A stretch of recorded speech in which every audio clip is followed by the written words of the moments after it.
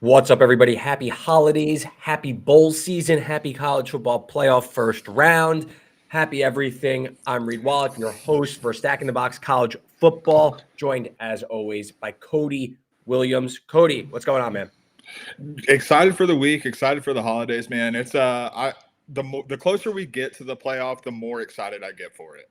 Yeah, should be a really exciting, obviously historic weekend of college football with these home games played in postseason fashion. Yeah. I do think we'll see how like the ambiance is. I saw some tweets today about some trouble selling tickets. We'll see if that really holds up as we get closer to the game. I know a few people going to the game, especially the Notre Dame Indiana game. So Yeah. Should be a pretty exciting weekend. We got a lot to get to though. Really quick, before we talk playoff, before we talk bowl picks, we are going to be, for bowl picks, we're going to be going from December, we're going to do the playoffs first, then we're going to go December 28th through December 30th before we're back for our next episode, recapping the first round of the college football playoff and finishing out the bowl games. So before we get to all that, let's talk really quick with the first two bowl games. If you want to talk Heisman, any takeaways from what happened last week to this week? If you have any transfer portal thoughts, anything before we get to the games. I mean, I think we're both just like still hurting from the South Alabama game. Like, what the hell happened to both of us? We both got hooked like super hard by Major Applewhite. That was a tough way to start, but last night made up for it. You know, Memphis got their home for you. The over was never a sweat. So, you know, a 1-1 start. I can't be too mad at it.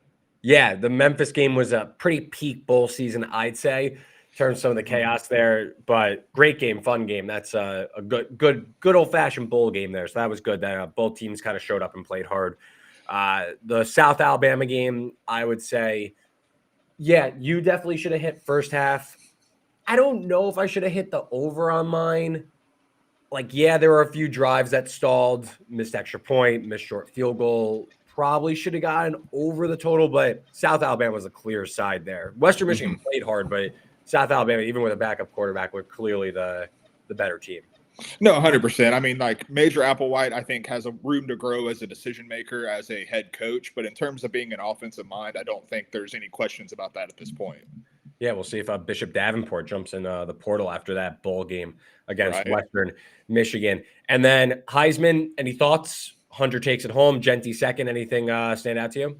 I think the one thing that stood out to me was I was going into the Heisman ceremony with the expectation that the calls for Genty to win the Heisman that we were seeing on, you know, social media, I thought that was a vocal minority. I didn't think the voting would be as close as it ended up being. But I think the one thing that really bore out that I did expect is it was Hunter, it was Genty, and then it was everybody else a mile behind them, which I think is the way it should have been, because there were two guys that would win the Heisman Trophy individually in almost any other year. They just happened to be going against each other. Yeah, my only pushback is I see a lot of people making the case that it was like really close and it was like neck and neck.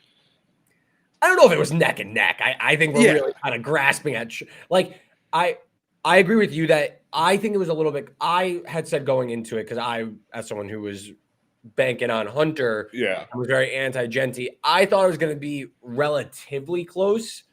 I mean, the first place vote was like 65-35, something in that neighborhood. Like, I guess because most Heisman votes are pretty, you know, slam dunk, this guy won. So I guess it wasn't a landslide, but people like, well, he was like right there at the end. Like, of a few, it wasn't like there were like 10 guys that like voted one way. Like, still like a 200 person difference. You know what I mean? Like, oh yeah. I think what made the point total look closer is to what you said. It was first and second. There wasn't like there was a third guy who kind of mixed up some of the votes. It was either Hunter first, Genty second. So like Genty was, for every non-Hunter vote, was basically going to Genty. Yeah. So I do think that's why the points looked closer than maybe like the real breakdown of the votes really were, if that makes sense. No, 100%. You look at the first place and second place votes, and they were just absolutely flipped. Like if someone had Genty first, they had Hunter second, and vice versa. And I mean, to the point of how the voting broke out and how it was 1-2 and then everyone else. Kyle McCord finished 10th in the vote block with 10 voters voting for him. He had one second place vote and 9 third place votes. Like that, like someone, we don't normally see someone who gets 10 total votes on 10 total ballots that he's on break the top 10 in voting. Yeah. So that was one of my things. As you know, I was big on Hunter, so I wanted to really stop giving Genty any credit. Like ultimately Hunter did win, and I think rightfully deserved. You know, people could get upset about Genty and all that, but bring it up with the committee. I have a question for you, because you did mention the portal, and we don't have enough time here today to break down every move in the portal. But I guess I'll ask you this: what's your favorite commitment out of the portal that you've seen thus far? Okay.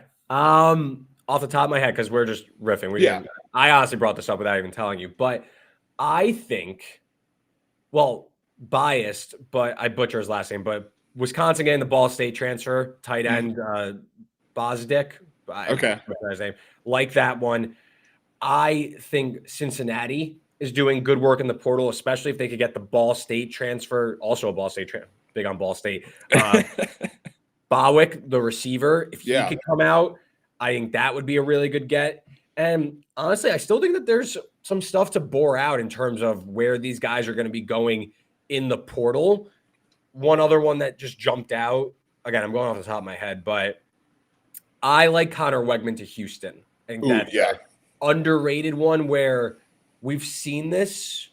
It almost feels a little Kyle McCourty. You just brought him up, and that kind of rings a bell where highly touted recruit, maybe not cut out for like the highest level, but bring them down a level. Houston going to be moving to a new OC, second year Willie Fritz. Maybe that's the level that Connor Wegman can really thrive at. He's also I believe he's a Houston native, so homecoming and all that. But I like Willie Fritz. Houston might be trending in the right direction anyway. And I like that they got a pretty high pedigree quarterback that, hey, bring them down a level. We've seen guys thrive at that level. What do you think?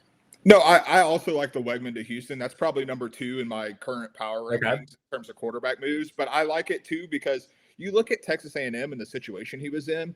I don't think Colin Klein's offense, based on what we saw at Kansas State, necessarily fits what Wegman profiled as a recruit. So, I don't think it was a bad fit. And then before that, we had Jimbo Fisher, who, he lost his fastball a long time ago. So, he's not been in a good situation. I think this reset could be really good for Wegman and help him live up to his potential. My favorite quarterback transfer to this point, I love Miller Moss to Louisville. I think that's exactly right in the Jeff Brom. That's the Jeff Brom honey hole. You look at Jack Plummer last year. You look at Tyler Shuck this year.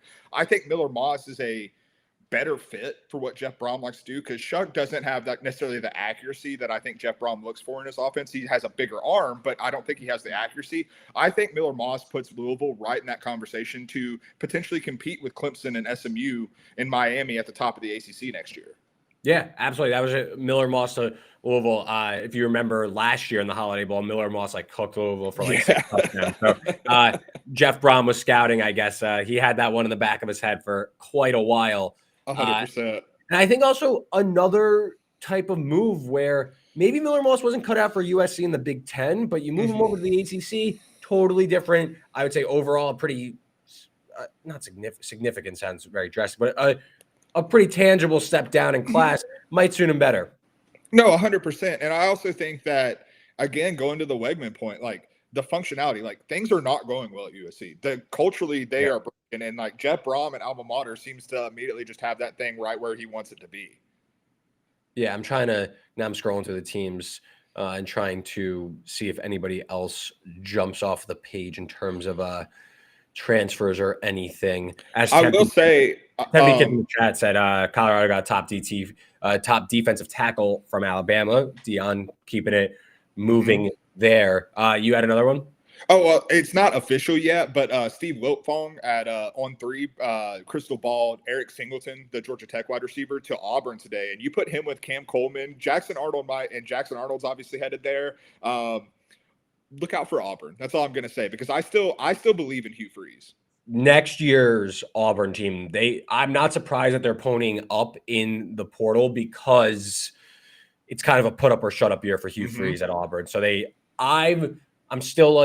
I'm not totally out on Jackson Arnold. Maybe he's not cut out for the SEC level. I was kind of hoping he would go to Wisconsin. But Mhm. for Auburn, we'll see how it goes. I'm still a believer in him cautiously. So we'll see Mhm. Auburn definitely putting the pieces around him. Yeah, I mean, it's going to be a better situation than he was in Oklahoma. The offensive line is better. Obviously, if they get Singleton, the receiving talent is just miles better. So, like, it's a much better and more functional situation. Yeah. And with that, let's move on to the college football playoff. Got 4 games, 1 on Friday night, 3 on Saturday. If you're looking for all the bowl stuff, we did it last week. We did through the 27th last week. So make sure you go check that out. Last week's episode. This is going to be college football playoff first round. And then we're going to do games December 28th through the 30th. And then we'll be back next week, or after the holidays. We're going to be back to finish out the bowl season and do some quarterfinal action as well. And obviously take you through the end of the college football playoff. But before we could get to that, we got to talk CFP first round. Let's go in order. Let's just move with the schedule here. So we got IU, Notre Dame, battle for Indiana here. We got Indiana traveling to South Bend, in-state foes here. Potential weather in the mix. I don't think it's going to be crazy, but there might be some snow flurries day of the game. Going to be cold, obviously. Doesn't seem like wind's going to play a factor. Cody, what are your thoughts on this one? We got Notre Dame hanging out above a touchdown, total sitting at like 50.5. Yeah, so I'm scared of both sides of this because I'm still not fully there with Notre Dame. When you get into this level of competition in the playoff, if you're one-dimensional, that bothers me. And we know Notre Dame is one-dimensional. Riley Leonard has been forced to throw the ball against high-level competition or against Northern Illinois, which isn't high-level competition. We haven't seen it go very well for Notre Dame. And so, like, I think that's one, like, that worries me about Notre Dame. But then you have the Indiana part of this equation where, the 2 best opponents that they played in Michigan and Ohio State, the offense did not look as good as it did. And we know Notre Dame is still a good defense. But I'm going to go with the Indiana team total over 20.5. Still available in DraftKings. Thank God for the 20.5 and not the 21.5 that's available on FanDuel. But there's 3 things that really stand out in this matchup for me. One, Notre Dame is 90th in run defense grade this season. They play, and that's against the relatively soft schedule that they played. That worries me against an Indiana team that, even if I do have questions about the offensive line, they do have 2 talented backs that are going to be able to rotate in and stay fresh. So against a bad run defense, that worries me for Notre Dame. Maybe get, the Notre Dame offense out of rhythm.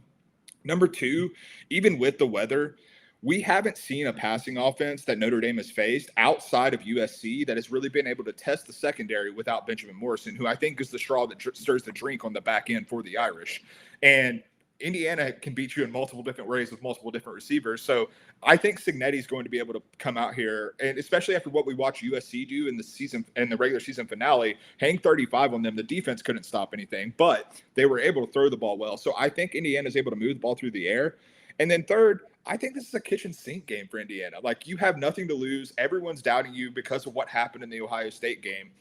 I think Cignetti's going to take advantage of that. You're not in an unfamiliar environment. Yes, it may be weather, but they're in Bloomington. Like, they're probably getting the same weather in South Bend that they are in Bloomington. Like, this isn't going to be a culture shock for them.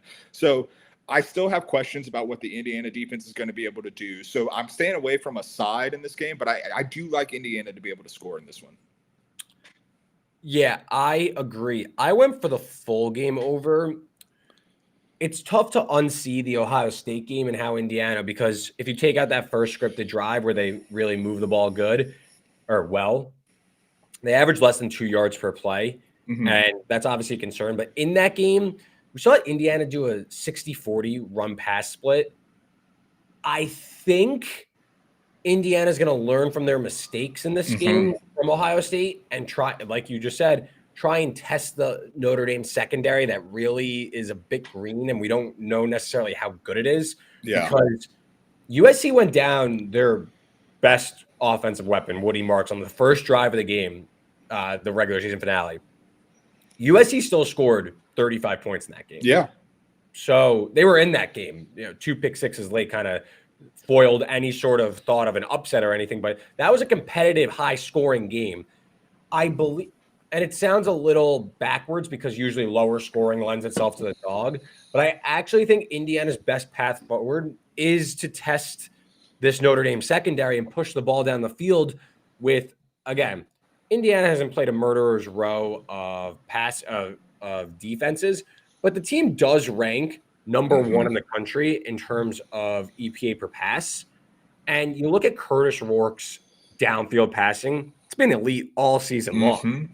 On about 43% of his dropbacks, he's thrown the ball more than 10 yards down the field. He's completing about 52% of his passes that have gone that far. 19 big-time throws, 5 turnover-worthy plays per Pro Football Focus. I think we're going to see Indiana try and push the ball down the field and try and put Notre Dame into a more pass-happy game script, which we know Notre Dame doesn't want to do. I think they can do it, but I don't think they want to. So I land on the over in this game. I think Indiana can win. I'm not going to call for the outright upset, but an upset would not shock me. That's a touchdown spread. I think this lands somewhere in the neighborhood of like 28-24. I agree with your team total over, but again, I just think the path for Indiana is to the over, and I think it's also, like you were kind of mentioning, obviously the playoff game, you're going to see Indiana be aggressive. So even if they fall behind, and we saw this against Ohio State, they're going to keep trying to hunt for scores. Notre Dame's going to be forced to put them in. It's a pretty low total where I don't think you need a lot to go right to get over this. Only a few chunk plays get you over, really. No, 100%. I absolutely agree with you. The one reason why I went with the team total instead of the full game over is, again, what I said about Notre Dame's offense. Like, they are, in my opinion, they are super one-dimensional and unproven as a passing offense. And the flip side of that is I don't think they face many defenses the caliber of Indiana's pass rush. And like, this offensive line to me is still quite untested. And so like, I do worry about what that's going to hold up like. Again, it's Indiana. So like, it's not like world beaters out there. You're not talking about a Michigan pass rusher or an Ohio State pass rush. And I understand that, but I do think that it could at least shock the system for Notre Dame. So like, I think there's a chance that Notre Dame's offense could get off to a slow start. Yeah, I could see a slow start in this one, but I think both offensive lines can struggle in this one, and that's going to force the issue in terms of passing the ball down the field.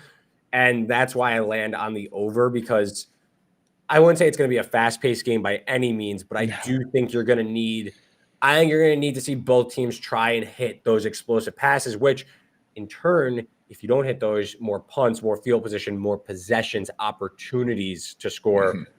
And again, Notre Dame's offense isn't even in the caliber of Ohio State's, at least in terms of like talent. No. But Ohio State, we saw them move away from running the ball pretty quickly in that Indiana game. They got stuffed a handful of times on short yardage situations. In that game, Will Howard, 22-26 for 191 and 2 touchdowns. So not a ton of explosiveness, but like hyper efficient passing there. And I wonder if we see almost a similar stat line for Riley Leonard, where maybe it's not 300 yards, but it's like in the low twos and a lot of short passes. Again, I don't think Notre Dame's full of world beaters, but that's how Notre Dame looks to attack. And in that case, one broken play. Yeah, it's a pretty low total at 50.5. So I don't think you need a lot to go right to get over this total. No, and I know I was just explaining why I didn't go with the full game over. I lean your side. Since neither of us took a side in this game, which side do you lean? Do you lean Indiana? Yeah, I lean Indiana. At over a touchdown. Yeah, with it being at 7.5, like that, I think Indiana has way more of a shot than that in this game. I think an Indiana upset wouldn't surprise me in the least bit. Yeah, in terms of power ranking the games, in terms of how much an upset. Oh, I was going to ask that after we finish the playoff. Save it. Okay. I've done this, so I'm curious your thoughts. But I was going to do it like after we talk about all the games. I've also done this, so we can compare our lists. All right, so we'll talk after we get there. Let's move on, though, to SMU Penn State. SMU takes the trip to Happy Valley. Penn State laying 8.5 total, 53.5, 54, wherever you look. So, Cody, what are your thoughts on this one? The first game on Saturday afternoon. This is the game I probably had the college football playoff first round game, I should say, that I had the hardest time handicapping, because what version of SMU are we going to get? Are we going to get the version of SMU that came out in the first half against Clemson in the ACC championship game? The lights looked too bright. Or are we going to get the second half where they were the far better team than Clemson in the second half of the ACC championship game? That scares me.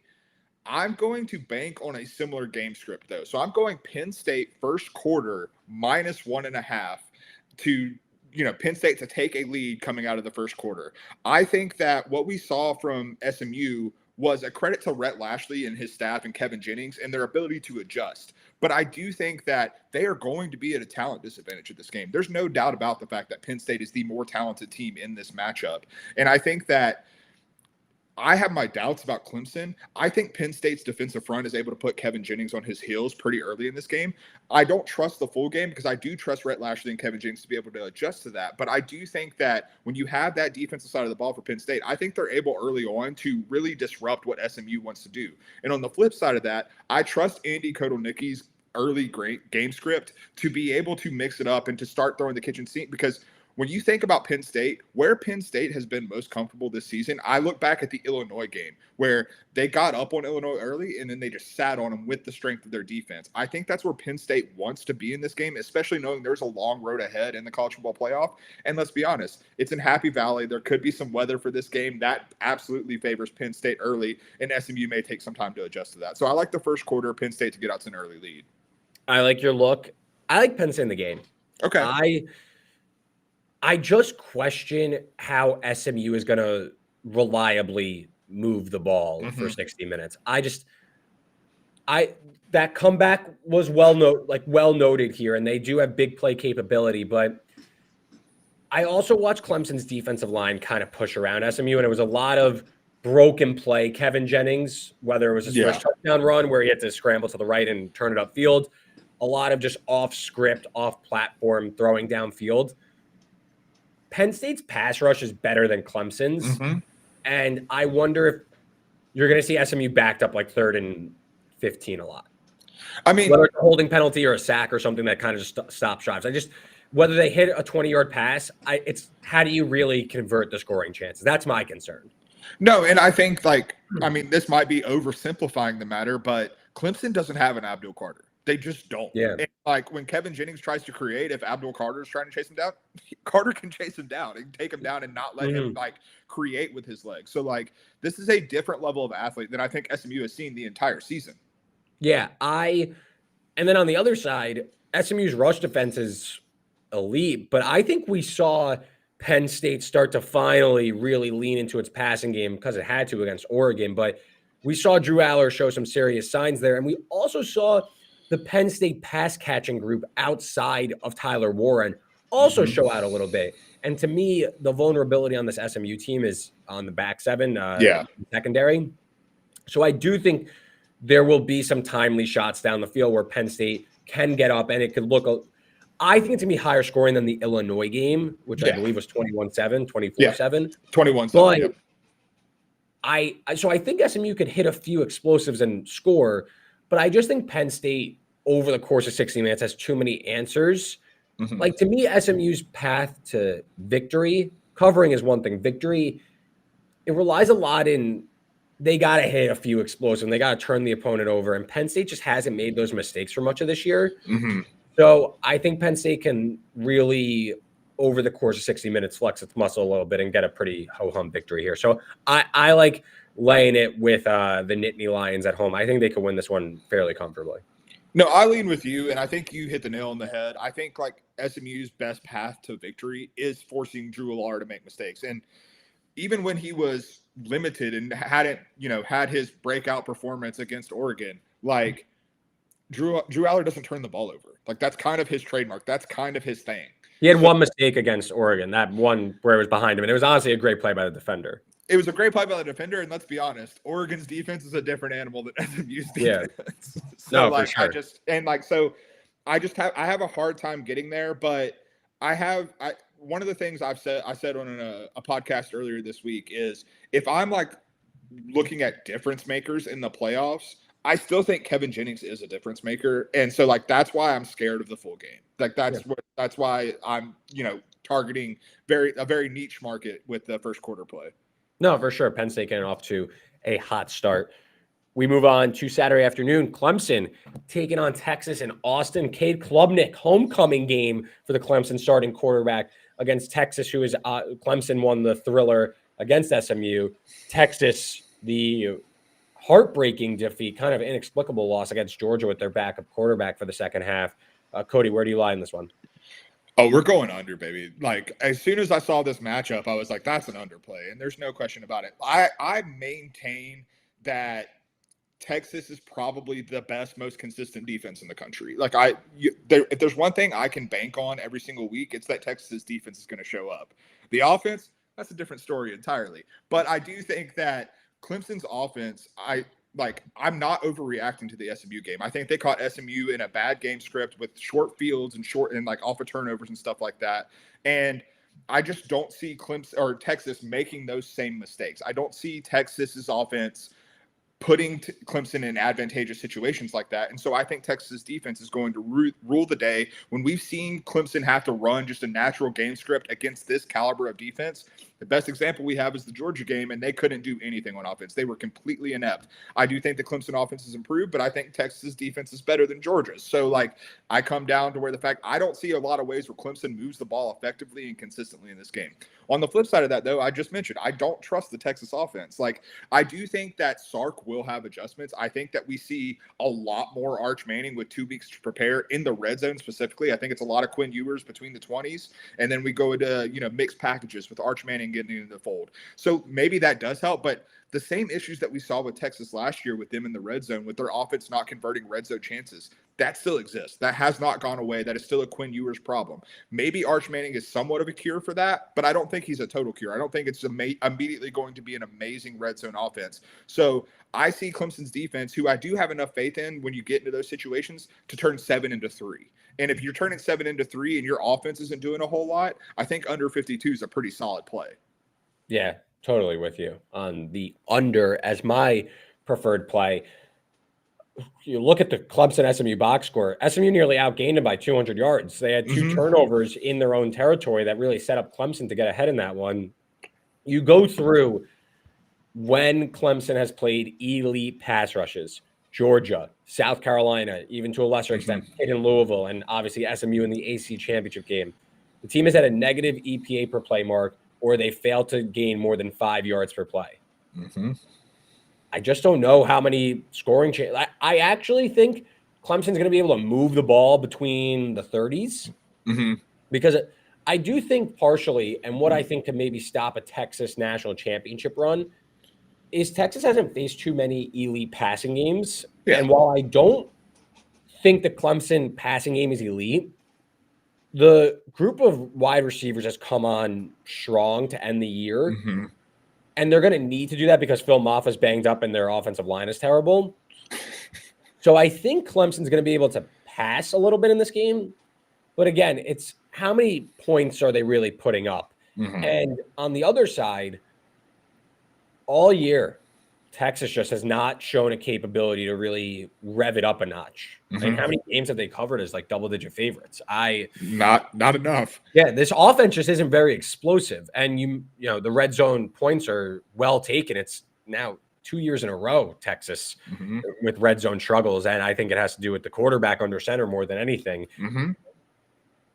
I lean towards under. I think that there's a lot of paths where this is like honestly not as dominant, but a similar scoreline to the Georgia-Texas game or Georgia-Clemson game from week 1, where it was 34-3. I think somewhere in the neighborhood of like 27-10. I think that there are some avenues to Clemson keeping it close where it's, again, like 27-17. Like, I don't know if Texas is really ripping off 30-plus here.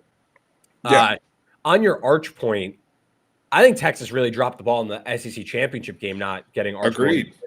Because to me, if Quinn comes out and struggles again and they go to Arch for a drive or a package or whatever, there's no more tries here. This is it. You lose like your season ends. Like you're in the postseason now. So to me, I thought, and why I like Texas in the game, in the SEC championship game, that was the perfect game to get Arch involved. The week after you try again, or you show success against Texas A&M, now you go from, we're going to ride this momentum and get Arch going, keep integrating him. Now, if you bring him in, there's some murmurs on the sidelines. There's some murmurs in the lower bowl of, Quinn, another 3 and out. Here comes Arch for a drive. I don't know. I think Texas really kind of fumbled this whole thing. No, I 100% am with you, but at the same time, I don't think it's full drives of Arch Manning. Like, I don't foresee that happening because of exactly what you described. I think Sark is smart enough to know that you put Arch in for a full drive, there are going to be those murmurs, and that's not what he wants. You don't want cultural problems starting to pop up because of that.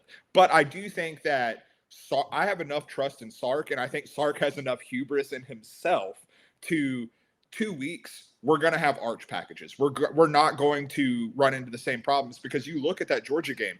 That Georgia game doesn't get into overtime if Texas is able to convert red zone chances early in that game.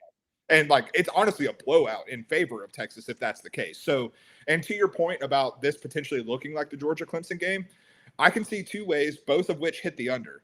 It either looks like the Georgia Clemson game, or it looks like the South Carolina Clemson game. Like, either of those outcomes are in play. Where South Carolina just had Lenora Sellers doing things. I don't think Quinn Ewers is going to run for 160 yards, but like, I think that Texas finds a play and spams it, and finds something that works and spams it, and like, that's their path to success to win basically a rock fight. Yeah, so under it is, and then the nightcap. In Columbus, in the Horseshoe, Tennessee takes the trip up to Ohio State. Buckeyes undertaking a ton of money here. 45.5 are starting to show. Spread sitting around 7.5, 7. Really quick note on the Tennessee side. Report from yesterday about the Tennessee pass catching group, which has been a bit of a struggle all year. Quote, I wish I had the report, so sorry that I'm not attributing this, but Tennessee beat reporter. Quote, Tennessee football suddenly thin at wide receiver heading into its college football playoff game against Ohio State, and that was apparent during an open practice on Tuesday. Starting receivers Brew McCoy, Dante Thornton, and Squirrel White wore non-contact red jerseys as they recovered from injuries that took them out of the Vanderbilt game on November 30th. So Tennessee potentially a bit shorthanded. Winston's not happy with it at all. I don't care that Tennessee's shorthanded. I'm going with Tennessee as a dog, plus 7.5 in this one. I looked the under, but as you noted, it was kind of ticking down, and that scared me off of it a little bit. But more importantly, the more I looked at the under in like the game script that I was seeing to get to the under, the more I think that favors Tennessee. And so that's why I'm going with Tennessee at getting more than a touchdown as an underdog. Ohio State's offensive line remains a major concern to me. And I know I've been preaching that, and, you know, we haven't seen it always pop up, but it did pop up in the Michigan game. And I think the big matchup to watch is you have Donovan Jackson, who started the season at guard, now at left tackle for Ohio State. You're at guard because you don't move as well as a tackle. Like, that's typically what you see in terms of offensive line movement. Well, Tennessee happens to have a guy named James Pierce Jr. who's pretty explosive, pretty fast. I don't think a guard moving out to left tackle is going to be in a great spot matching up with James Pierce Jr. and anyone on this Tennessee pass rush, if we're being honest about it. So I'm really worried about what Ohio State's offense is going to be able to do in this game, whether it's Will Howard as a passer, who I still don't fully trust as a explosive playmaker in the passing game, but I also think it's going to come into play against the run. So I think that Ohio State is not able to find consistency with their offense. On the flip side of that, I think the same thing is probably true for Tennessee in this one. Like, you look at this Buckeyes defensive front and this Tennessee offensive line that ranks outside of the top 70 according to PFF grades in run and pass blocking. I think that Ohio State has the ability to slow them down. But the one thing I keep coming back to, thinking about the Michigan game, which part of that was self-inflicted from Ohio State and Chip Kelly trying to just run the ball down their throat, not being able to move the ball. But one thing that I noticed that Sharon Moore in Michigan did was offensively, they poked and prodded and tried to find the weak spots, and then they found those spots and poked and prodded enough to where they were able to break off some big plays in the run game with Mullings and use that. Well, Dylan Sampson's better than Mullings. He's better than Donovan Edwards. And so, like, I think that Dylan Sampson is going to play a big role in this one and making enough plays. I'm not saying he's going to have a huge game, but making enough plays to get Tennessee in position to score. And even if Ohio State wins this game, I still don't think it's going to be with margin. I think it's going to be within one score. And so with Tennessee getting 7.5, I'm going with the Vols. I don't think Ohio State's built to win by margin, almost similar to the Texas argument. Tennessee, all points, I'm not going to repeat exactly what you said about the offensive line issues for Ohio State, but it's well noted. In terms of where this goes, look, if Ohio State learns from their mistakes and they try to throw on Tennessee, that I would say that's the path forward for them. The quick passing game, put Igbuka, Jeremiah Smith into space and try and throw on Tennessee. As Tempe Kids notes, he says Igbuka and Smith are going to have a field day. It's possible, but this is now against Indiana. Ohio State had a similar issue because I mentioned Will Howard had a very efficient day passing the ball. They also had a lot of failed run plays that stopped drives, especially from in close. I also wonder partly the difference in scheme that Tennessee runs than anything Ohio State has seen. I went back and looked at Jim Knowles in his Big 12 time. I couldn't find a direct time that he's faced like a veer and shoot like offense that Josh Heupel runs. Granted, Tennessee, their wide receiver room is really banged up. The passing game hasn't really come together as some had hoped. So I think that this sets up for a defensive struggle, low total. I do wonder, though, if this game can get like weirdly loose because Ohio State takes to the air and because Tennessee's offense is so unique and different than what Ohio State is used to seeing. Does this game almost skew completely opposite and ends up in a shootout? That's like one, like I think as we like try to like talk about like the choose your own adventures, like I do think like that path is possible. Likely, no, the total's 45.5. It's an NFL total game. But I do think that this game can get a little loose and full of big plays, and it could become like a bowl game of sorts, like the Memphis West Virginia game we saw last night where there were like crazy plays. Ultimately, though, I'm going to trust Tennessee's defensive line to keep them in this game. We saw against Georgia, granted they lost by 14. It took a Georgia late touchdown, but Tennessee, even with their offense not doing much outside the first quarter, they hung right in that game, and I think they could do the same here and be live for an upset. Yeah, and I mean, like, you know, even with the injuries at wide receiver, like we saw Nico take a step forward over the end of the season. And like I'm not saying he's fully arrived yet as to what we expected, particularly what you expected coming into this season, but he has gotten a lot better and this passing offense has gotten a lot more efficient. So I don't think you can discredit that either because, and to Tempe Kids' point, coming into the season, Tennessee's secondary was a concern. And granted, they have not faced a wide receiver core as elite as Ohio State's. They're 16th. They rank 16th in terms of PFF grade in terms of coverage. This secondary has performed way better than I think a lot of people expected them to. Yeah, there's too many questions on the Ohio State side to confidently lay 7.5 against a defensive line like that in Tennessee that can wreck a game like that. So we've seen Tennessee, despite the offense struggle, be able to stay close to a team like Georgia, and I think we could see similar here. And again, like what happens if Tennessee gets off to a hot start here and Ohio State falls behind? We all obviously it's well documented what's going on with the Buckeyes. Ryan Day might already be fired. We don't really know. Yeah, like that crowd might get real. Like we were talking, Texas might start getting a little like murmury if they start bringing in Arch and stuff. If Ohio State falls behind, I don't know how that team's going to respond.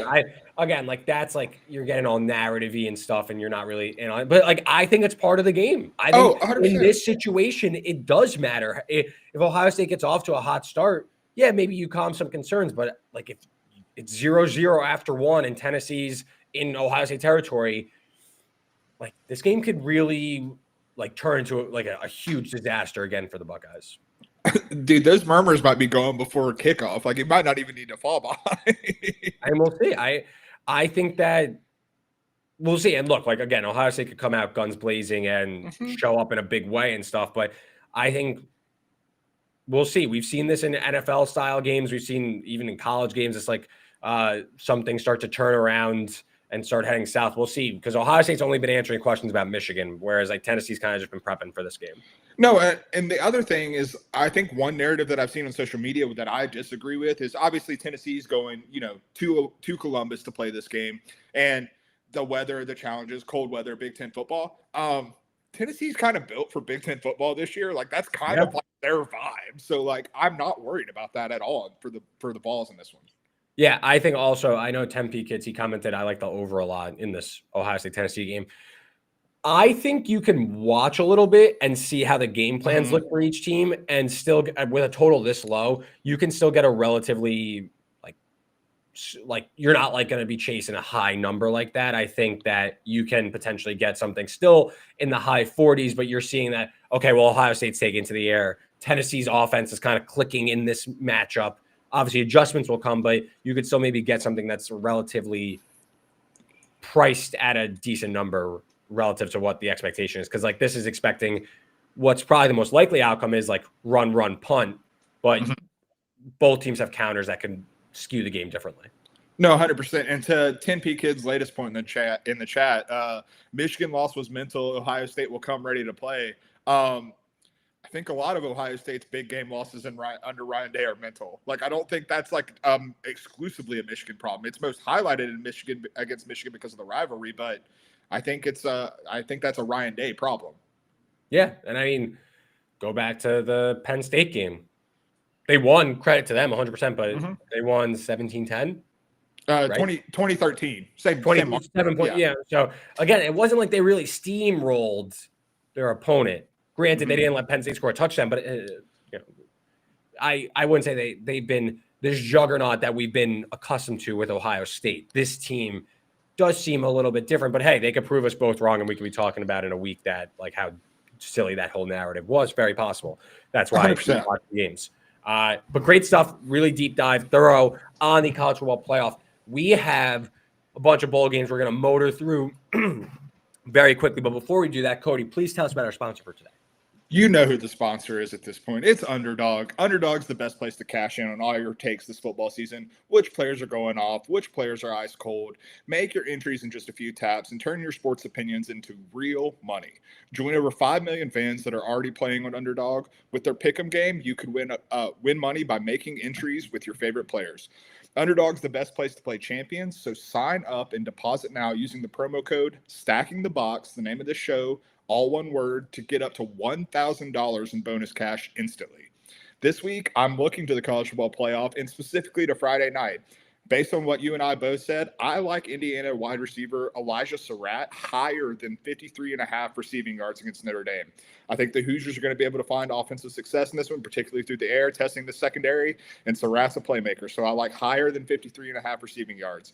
But whatever your picks are this week, download the app today and use the code Stacking the Box, one word, to get up to $1,000 in bonus cash instantly. Higher or lower, you make the call on Underdog. Must be 18 and over, 19 and over in Alabama and Nebraska, 19 and over in Colorado for some games, 21 and over in Massachusetts and Arizona, and present in a state where Underdog Fantasy operates. Terms apply. Void in Colorado. Concerned with your play? Call 1-800-GAMBLER or visit ncpgambling.org. In Arizona, call 1-800-NEXT-STEP or text NEXT STEP to 53342. In New York, call the 24/7 Hope line at 1-877-8-HOPE-NY or text HOPE-NY to 467-369. Go play on Underdog, man. Great stuff as always. So we got 9 bowl games we're going to give you here. As we mentioned before, we did all the games through December 27th.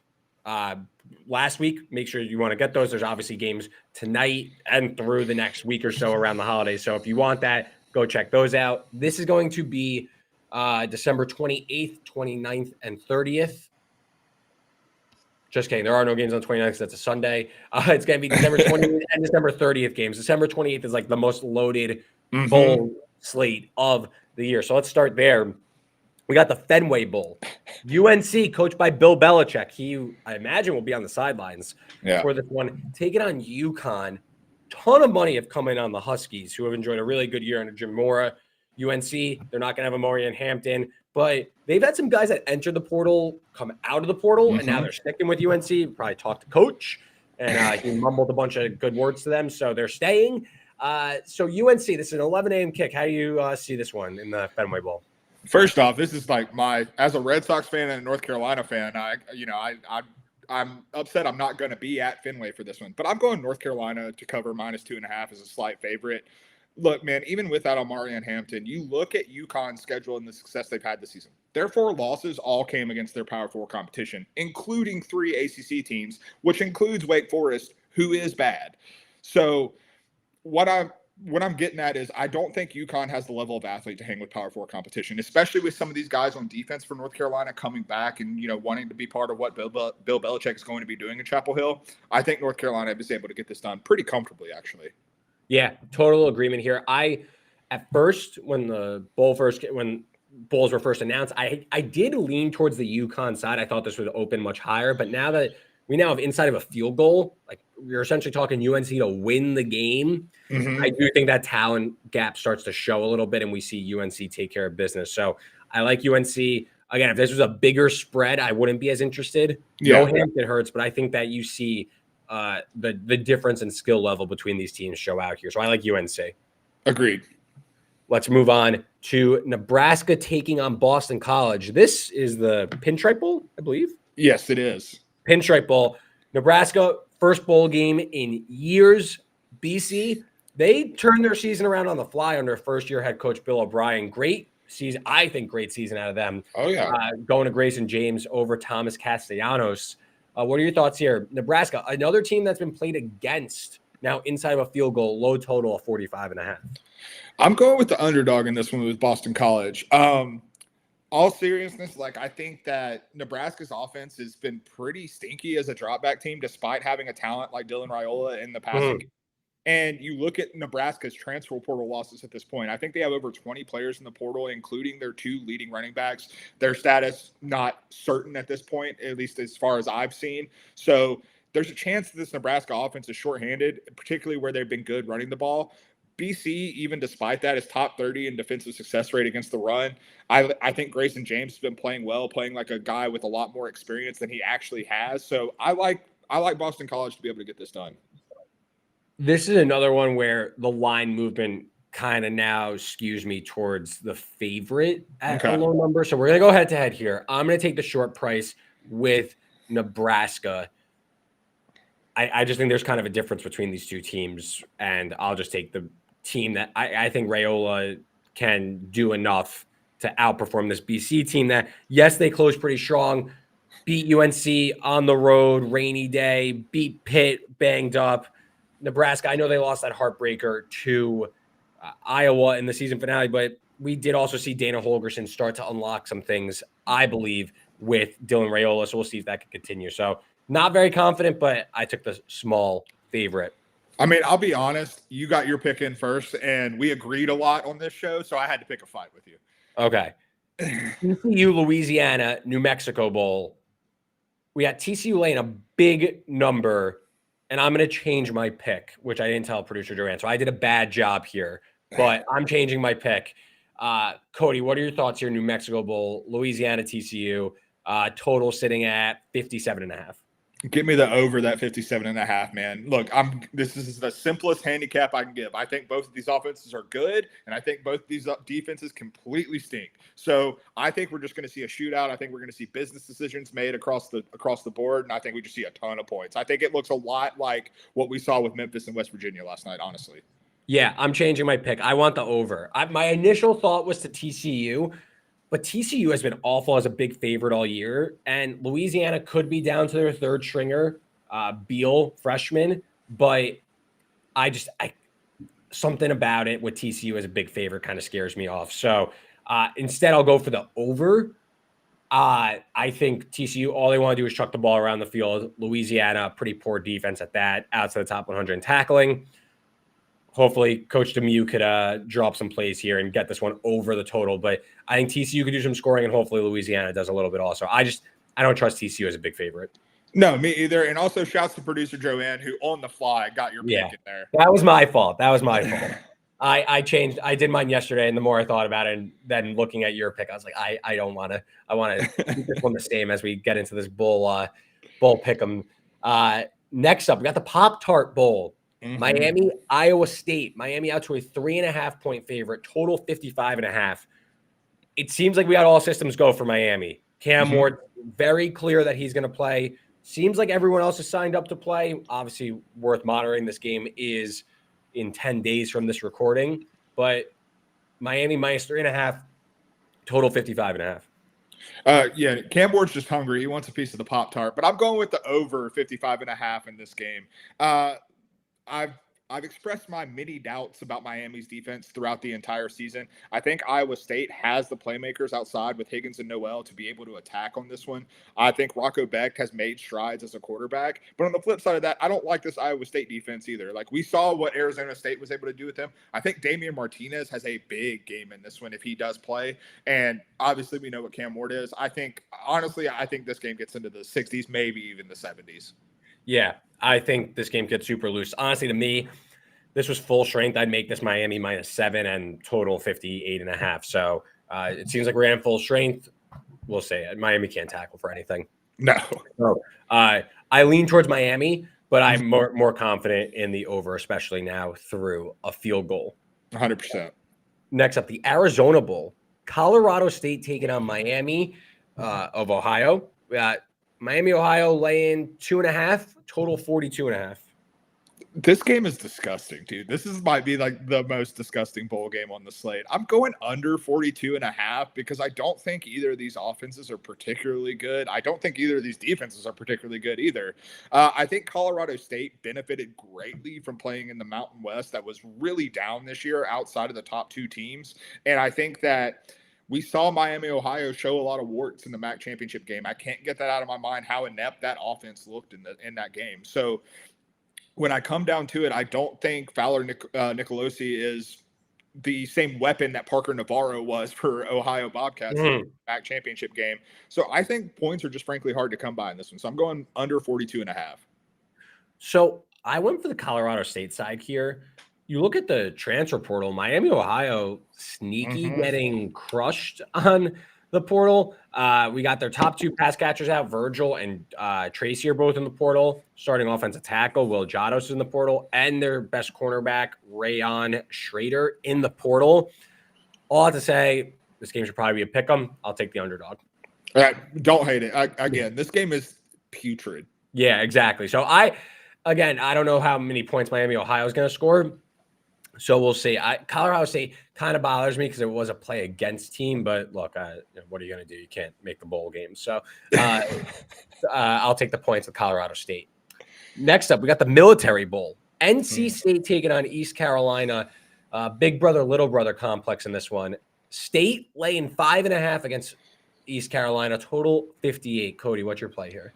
Oh, we're going over 58.5 again, man. I love the over for this one. I tend to favor a lot of overs when it's two offenses that I think can get it done in bowl games.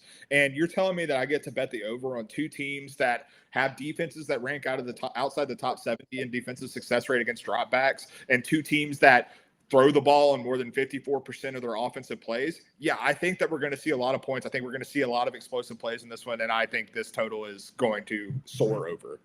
Yeah, I don't mind the over. I like ECU, though. I think their offense really came on strong end of the year. Bowl, you're kind of looking for motivation wherever you could get it. I think ECU would love to take down a bigger brother type team in NC State, in-state rivalry there. So I think you see ECU get up for this game. Meanwhile, NC State kind of just a dead year altogether. I think ECU, to me, honestly, their offense could really cook in this game, like you mentioned. But NC State can't run the ball, and ECU has a pretty legit defensive line. So I like grabbing the points here. I think ECU could definitely win this game outright. Alamo Bowl, BYU, Colorado. Before we get into the game, do you know why these two Big 12 teams are playing? Is there a reason? I think it's like the transition period of new Big 12 teams. I think that's what it boils down to. I think it's a Big 12 team from prior to this year, and then a legacy Pac-12 team is what it was. Got it. Okay. Great game, though. BYU, Colorado. Obviously, you have Travis Hunter, Shedeur Sanders making it very clear that they are playing in this game. BYU going to be down a few offensive tackles, but should be good to go overall. Got Colorado laying inside of a field goal, total of 54.5. Cody, what are your thoughts here? Oh, inside of a field goal. Give me the Buffs all day, baby. I think this honestly is a uniquely bad matchup for what BYU wants to do. When you look at Colorado's defense, A, they're able to get pressure, but B, when their defense is at their best and when their defense is able to really flip the script in their favor, it comes down to creating splash plays, creating turnovers. Well, Jake Retzlaff has no problem, creating turnovers with the way he, puts it up and throws up turnover-worthy plays. On top of that, with Shedeur and Travis Hunter both playing in this game, both like being very, very intent on doing that. I think that they're trying to put on one last show. I think it's going to be a big performance where Colorado holds no punches back and just tries to give like one last feel-good moment for Colorado. So not only do I like them by a field goal, I like them by double digits. Yeah, I like Colorado as well. I'm with you here on the Buffs -2.5. You mentioned all the matchup edges for Colorado. I just think you see a real talent mismatch here. I mean, overall, the difference. I know BYU had the great season, but the difference has been pretty clear in how these two teams have been lined over the course of the season, especially towards the end. And BYU definitely limped into the close, whereas Colorado have a lot of momentum. I know that they lost that Kansas game, but I think that you're going to see Colorado come out with a bit of their hair on fire in this one and try to push the tempo against, again, a BYU defense that is a little underwhelming. So I think this could be a big night for Shedeur Sanders before he closed out his college football career. A game that was just hastily thrown together, the Independence Bowl, after Marshall opted out of the bowl game. Sacrilegious. They should be banned from bowl games for 10 years. Army taking on Louisiana Tech. Louisiana Tech steps in on short notice to go to Shreveport to face the Black Knights. Army AAC champs. They do lose the Army-Navy game. Is La Tech showing up in this one? I don't know if La Tech's showing up in this one, but I think Army shows up in this one pretty handily. I'm going with the over 43.5, and I think Army does a lot of the heavy lifting to get us there.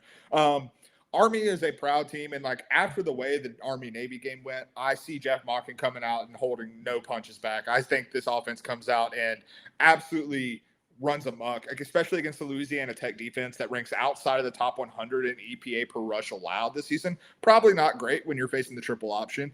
And I like the Bulldogs offense stinks. Like there's no doubt about that. But I do think that this Army defense, what they showed against Navy is that they're susceptible. They're not like, they're not the world beaters that we thought they were at the G5 level for some parts of this year. So I think that Louisiana Tech is able to get us at least one or two scores in this game, but I think Army does a lot of the heavy lifting to get us over 43.5. Yeah, I went for laying the points. Army, I grabbed the 16.5. We've seen this actually through COVID and stuff. Teams show up on short notice to play these games. I think it was Rutgers against Wake Forest one year. Yeah. Rutgers came in on short notice and they got just absolutely whooped. So I think Army's going to whoop La Tech. I don't think La Tech is very good to begin with. Playing in Conference USA, which I think was the worst conference in college football this season, I think we see Army really lay it down, build a big lead, and kind of just sit on them. So I don't mind the overplay. I just went for laying the points, though, with the troops. I think they could take care of business. Again, like short notice and stuff, like how is La Tech showing up and preparing for this one? Like good on them for wanting to go play. That's awesome. But I don't know. Seems like it's going to be getting their teeth kicked in. Well, and also Army has blown out inferior competition all year. Like that's kind of been their thing. Yeah. We've seen in bowl games even Army. I remember, what was it? That must have been like 2016. They played Houston. It was like 63-0. Yeah, just nonstop, just running, just constant. Yeah. It was unbelievable stuff. Triple options aren't fun to prep for in bowl season, especially when half your team is on vacation for a few weeks. And you're 5-7. Like you're not a good football team to begin with. Exactly. Last one, December 30th, standalone game. We got the Music City Bowl. Mizzou taking on Iowa. As of this recording, Caleb Johnson's out. Luther Burden is out. Obviously, Caleb Johnson, stud running back for Iowa. Missouri stud receiver Luther Burden is out. Besides that, pretty much all the rest of the Iowa, Jamari Harris, one of their cornerbacks, is out. Starting cornerback. Overall, though, we'll see low total 40. Mizzou sitting at -3. What do you think here? Last pick before we get out of here.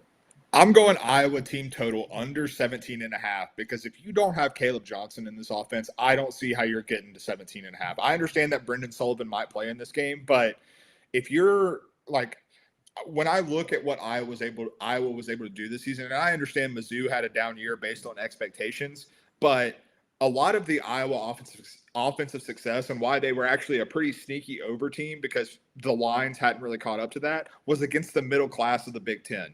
I prefer upper middle class of the SEC which I think you would put Mizzou in there, quite substantially there, particularly on defense. I think Iowa's just not going to be able to hang with this level of athlete, particularly without a game like a difference maker like Caleb Johnson in the offense. I think that puts Sullivan in a bad spot as he returns from an injury. He missed some games at the end of the season, but I don't have a lot of faith in this Iowa offense doing a whole lot of anything. Yeah, I just went for full game under 40. Missouri's offense in general was not that high powered. We saw at the end of the year, they showed some flashes against South Carolina and Miss State, but overall, I just think this game is going to be kind of a slugfest. So I went for the under, not super confident in this one. If I had to go like away on the side, I'd go Missouri laying the 3. No, and I agree. I think the thing that scared me off the full game under is just Drink's personality. Eli Drinkwitz, like he seems like the type of guy who's going to be rah, let's get to 10 wins this season and like pour it on. And so like that. Can you pour it on Iowa though? I don't think this Iowa defense is what we've seen from Iowa defenses in years past. That's fair. I think that's fair. All right. Great stuff. Great episode. And we went deep here and we did the transfer portal stuff and we're right at an hour. So good stuff, Cody. So that was all the bowl games through December 30th. We will be back on December 30th. I will be recording from a beautiful, beautiful sunny location. But December 30th, we're going to be back. Quarterfinals and the last 8 bowl games. So that's going to be your New Year's Eve bowls through the Bahamas Bowl after the calendar turns to 2025. We're going to be back on December 30th at our normal time, I believe, at 1 o'clock on, is that a Tuesday? No, that's a Monday. I believe it's normal time. Producer Joanne will tell us in the chat as I tell you the remainder of the schedule. Then we will be back on Tuesday, January 7th, typical time. Semifinals preview, January 14th, national championship preview. We'll get you ready for that. And then we'll be back following the Natty on January 21st to recap our basically whole season. So again, next time you will see us will be December 30th, 1 Eastern, going through the quarterfinals and the remaining 8 bowl games. So happy holidays, Cody. Enjoy your travels. Have a great time with the family. Enjoy the bowl games, the playoffs, and man, anything else you want to say before we get out of here? No, man, I was just going to say happy holidays to you. Happy holidays to our guy, Tempe Kids, always running the chat. We greatly appreciate it. Good luck to you as well over the holiday slate. Yeah, everybody enjoy the bowl games. Enjoy the college football playoff. We will be back December 30th, 1 Eastern for the quarterfinal and the remainder of the bowl games. Until then, happy holidays and enjoy your safe travels. Enjoy the games. We'll see you.